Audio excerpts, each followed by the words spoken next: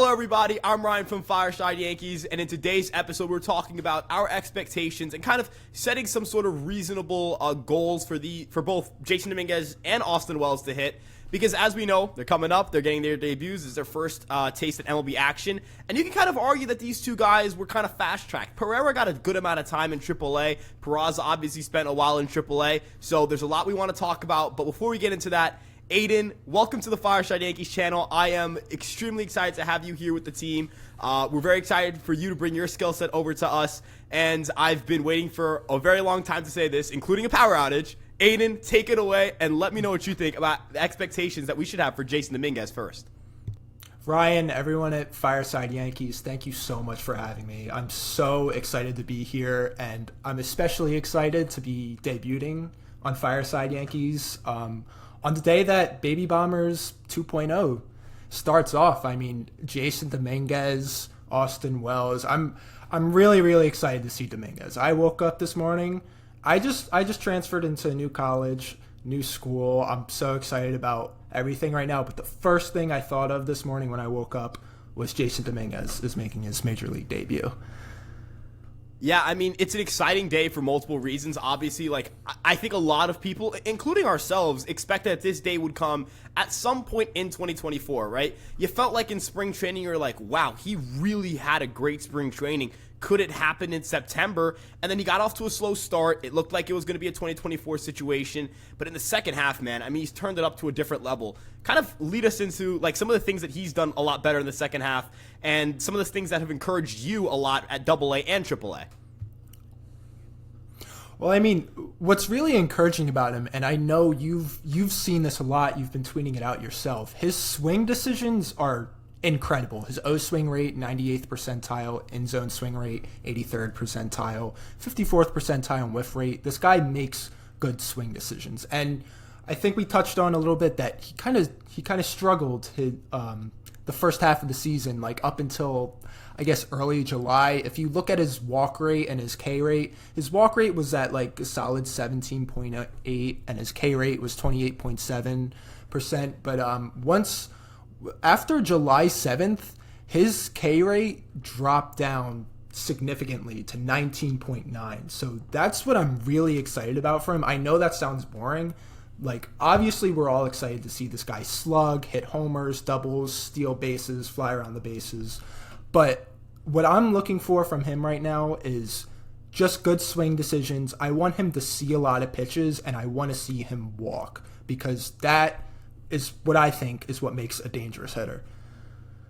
Yeah, I agree. I think that the ability to make great swing decisions coupled with his really good raw power are going to lead to a lot of really good things if he gets them to click to the major league level. And obviously that's a big if, right? Whether those skills that you've shown at the minor league level are going to translate to the major league level. And in terms of swing decisions, I think those are some of the most important things to evaluate when we're talking about whether skills will translate to the upper levels. We've seen Jason Dominguez, at AAA this year, just get off to an unbelievable start. I know it was 9 games, but he didn't whiff. He wasn't swinging at anything out of the zone. He was hammering the baseball consistently. There are a lot of very positive signs, and even last year he got up to AA. In the regular season he struggled, but then in the postseason he went off. I think he hit 3 home runs in 5 games or something like that. OPS well over 1,000. He's shown the ability to really get off to a hot start if everything's clicking. And right now in recent weeks everything has been clicking for him. So he's going to be challenged tonight against Justin Verlander, and I'm definitely excited to see how those matchups are going to look like.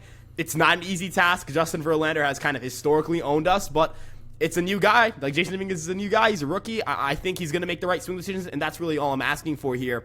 But the second question I have about Jason Dominguez's game that I think is going to concern not just the Yankees, but kind of Everson Pereira as well.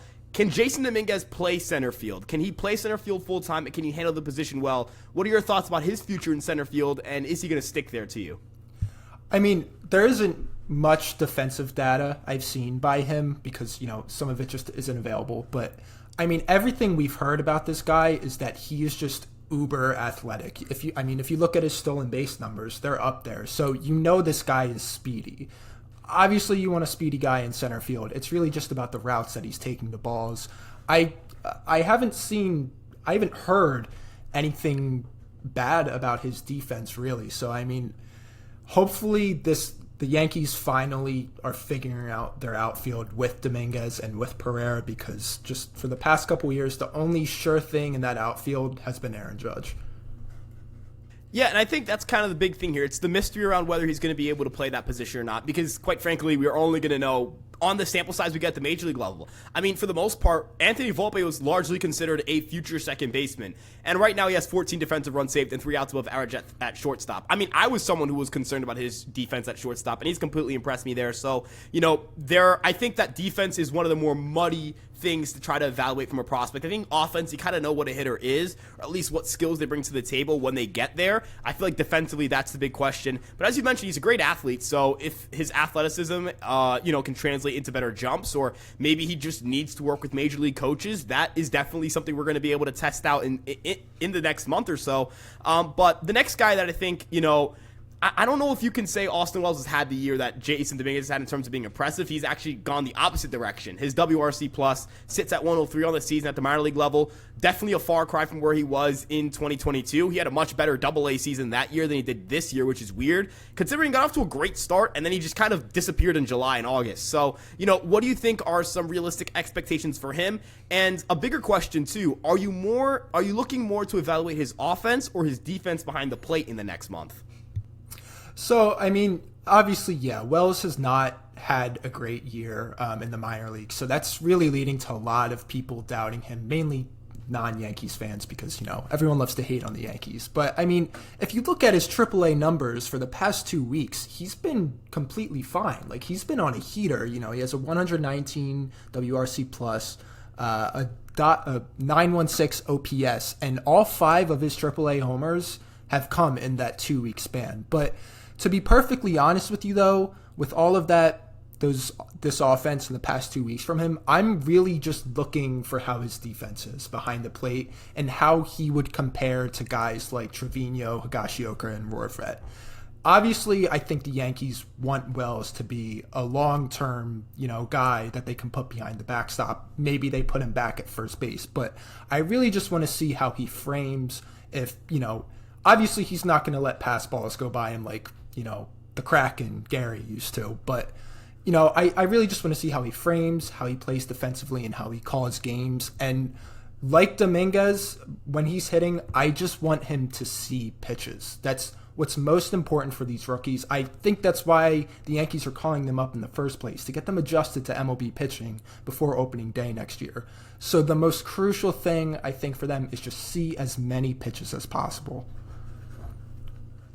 Yeah, I agree. You want to make sure that they're going out there and they're seeing a lot of pitches, making the right swing decisions, because that creates a high floor as well. If you're working walks, even while you're struggling to hit, you're still going to get on base enough that's not going to tank your numbers on the season, and it's not going to make you a complete liability in the offense, right? We've seen stretches where, Judge goes, 3 for 15, but look at his OBP, and it's so good that his WRC plus is actually a positive in that time span. It's well above 100, right? And I'm not saying that, Austin Wells' slumps have to look like Aaron Judge's slumps, more so saying that, as long as they're working walks and as long as they're making the right swing decisions, it's going to be hard to be unplayable in that lineup. And I think that's kind of something they have as an edge over guys like Pereira and Peraza, which are that these guys have consistently made swing decisions and these guys are very patient hitters, at least in their career trends.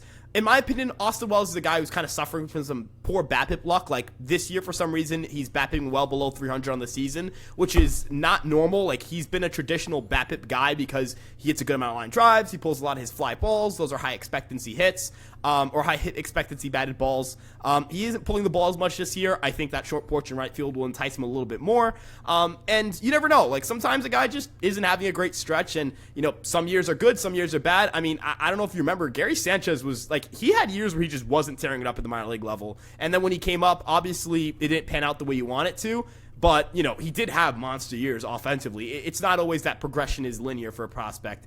But behind the plate, you need him to be solid at least, because I know that Trevino is going to be the guy that Garrett Cole throws to probably next year, but you don't want Austin Wells to be a negative framer working with this pitching staff. Part of what's made this pitching staff watchable, despite just the myriad of injuries they've had, is that they have great defensive catching play, and that's something that the organization has shifted to over the last few years, and I think it's helped them as a whole, even though it's left them kind of with a black hole at the offensive spot there.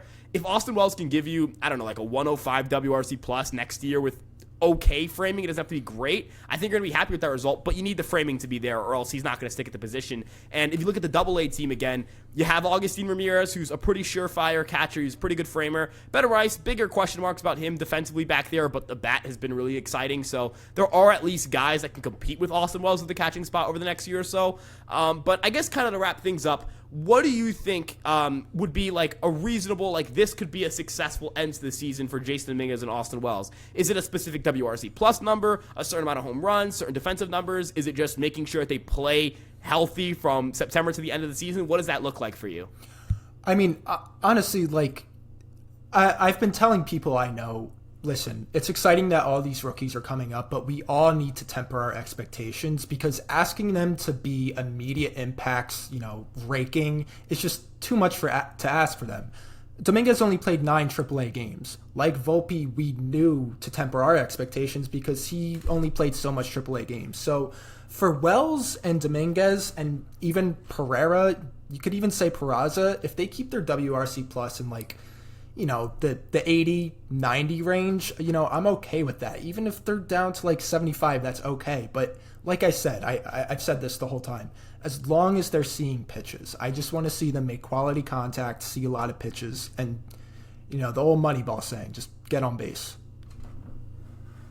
Yeah, I agree. Look, go out, get on base, at least show some signs of promise. It doesn't have to be pretty on the end of season numbers, but if you see encouraging signs, that's what we're really looking for. I think the big takeaway here is temper expectations, right? They're not going to come out the gate. I mean, not that they're not going to, but the likely outcome is not that they come out of the gate and immediately look like superstars, right? Some guys get off the hot starts, like Gary Sanchez is a good example. Glaber and Andujar got off the hot starts, and there are guys who get off the slow starts. Aaron Judge, Anthony Volpe Aaron Judge is a huge example. He struck at 44% of the time in 2016 when he came up, and that was certainly something. But I'm not saying that if they struggle, they're going to be Aaron Judge, and if they do well, they're going to end up like Gary Sanchez or Miguel Andujar. More so that there are just different ways that different guys ascend. I mean, I could also point to examples from other organizations, right? Bobby Witt Jr., his first year was not a disaster, but it was definitely disappointing, right? Came up, not a good defender, questions about whether he'll stick at shortstop, didn't really hit enough. Year 2, hitting a lot better and playing unbelievable defense out there. Sometimes just getting major league reps is what these guys need, and Jason Dominguez is 20 years old. There are definitely bigger questions about whether he's ready or not. I think Wells could come up and have a hot start, so if I had to predict one of the two to have a hotter start, I'm going to pick Wells. But then there's that argument of Dominguez has been on just such a heater. You know what I mean? He's been so good lately. And I kind of want to end it off there. Aiden, if you had to pick between Austin Wells and Jason Dominguez, who's going to get off to a hotter start? Who are you selecting?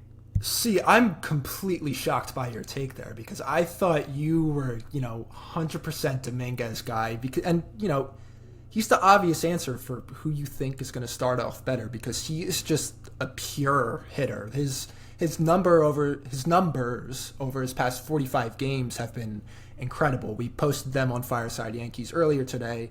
Over a 45-game stretch, he's had 162 WRC plus, a .974 OPS, 432 OBP. I mean, that's incredible. And, he only had so much games in AAA, but I don't think he really needs AAA. I think he's going to be a pretty good bat. Like I said, I set my expectations to about an 80, 90 WRC plus for him, but if he hits that 100 mark, I'm not surprised at all.